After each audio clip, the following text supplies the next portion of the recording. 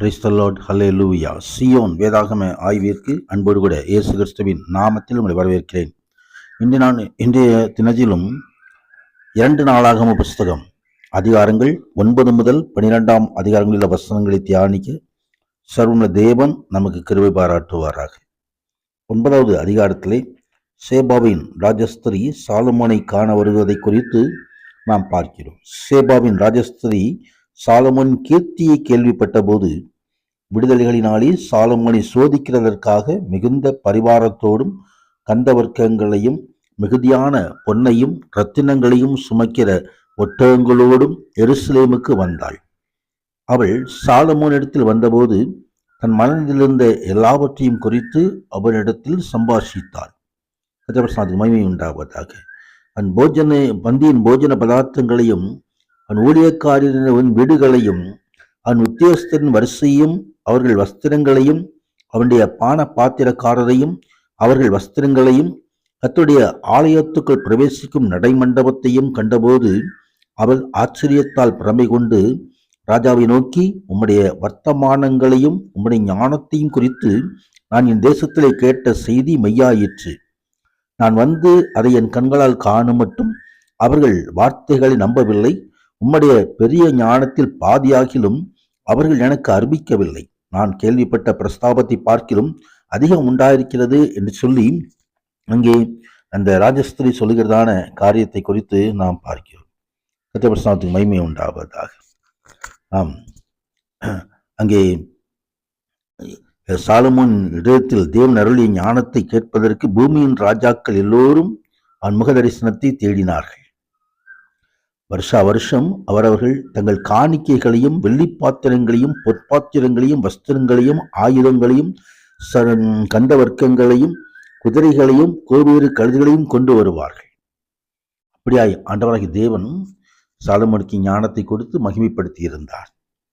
கர்த்தருடைய மகிமை உண்டு. தொடர்ந்து சாலமோனின் மரணத்தை குறித்து இங்கு எழுதப்பட்டிருக்கிறது. கர்த்தருடைய மகிமை உண்டாவது. 10வது அதிகாரத்திலே இஸ்ரவேலர் ரெகொபெயாமுக்கு எதிரான கலகம் செய்கிறதை குறித்து நாம் பார்க்கிறோம். சாலமோன் ராஜா இறந்த பிறகு அவன் மகன் ரெகொபெயாம் ஆட்சிக்கு வந்தபோது உம்முடைய தகப்பன் பாரமான நுகத்தை எங்கள் மேல் வைத்தார். இப்பொழுது நீர் உம்முடைய தகப்பன் நுகத்தின் கடினமான வேலையையும் அவர் எங்கள் மேல் வைத்த பாரமான நுகத்தையும் லகுவாக்கும். அப்பொழுது உம்மை சேவிப்போம் என்றார்கள். ராஜா ஜனங்களுக்கு செவி கொடாமல் போனான். கர்த்தர் சீலோனியனாகிய அகியாவை கொண்டு நேபாத்தின் குமாரனாகிய எரேபியாமுக்கு சொன்ன வார்த்தையை உறுதிப்படுத்தும்படி இப்படி அங்கே நடந்தது.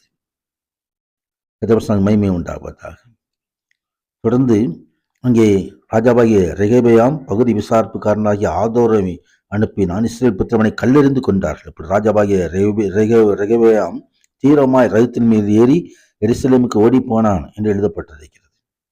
மகிமை உண்டாகும். இந்நாள் வரைக்கும் ஒரு தாவீது வம்சத்தை விட்டு கலகம் பண்ணி பிரிந்து போயிருக்கிறார்கள். அங்கே இஸ்ரேல் தேசம் இரண்டாக பிரியப்படுகிற காரியத்தை நாம் இங்கே பார்க்க முடியும். கர்த்தருக்கு மகிமை உண்டாவதாக. ஆம், ஜனங்களுடைய பொல்லாத காரியங்கள், கர்த்தருக்கு விரோதமான காரியம், கர்த்தருக்கு பிடிக்காத காரியங்கள், அங்கே இந்த காரியங்கள் நிமித்தம் அந்த இஸ்ரவேல் வம்சம் இரண்டாக பிரிக்கப்படுகிறது. வடதேசம் தென் தேசம் என்று சொல்லி இரண்டாக பிரிக்கப்படுகிறதை குறித்து பார்க்கிறோம். ரெகொபெயாம் இப்போ எருசலேமில் இருந்து யூதாவின் அரணான பட்டணங்களை கட்டினான் என்று எழுதப்பட்டிருக்கிறது. தொடர்ந்து ரெகொபெயாமின் குடும்பத்தை குறித்து அங்கே எழுதப்பட்டிருக்கிறது. கர்த்தருக்கு மகிமை உண்டாவதாக. 12வது அதிகாரத்திலே இங்கே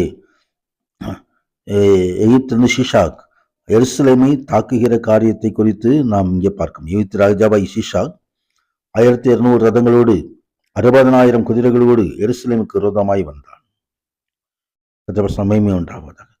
அன்று யுத்தமில்லாத ஒரு காரியத்தை சாலமோன் ராஜாவுக்கு ஏற்படுத்தி கொடுத்திருந்தார். ஆனால் இங்கே இந்த ரெகொபெயாம் இங்கே கர்த்தருக்கு விரோதமான காரியங்களை செய்தபடியினாலே அங்கே யுத்தங்கள் ஏற்படுகிறது. இந்த வசனங்கள் எல்லாம் தியானிக்கும் பொழுது சர்வ தேவன் நம்மையும் மகிமையான ஆசீர்வாதங்களை நமக்கு அருளி செய்து குடும்பங்களை ஆசீர்வதிப்பாராக. மகிமை கர்த்தருடைய கரம் கூட இருப்பதாக. ஆமென், ஆமென்.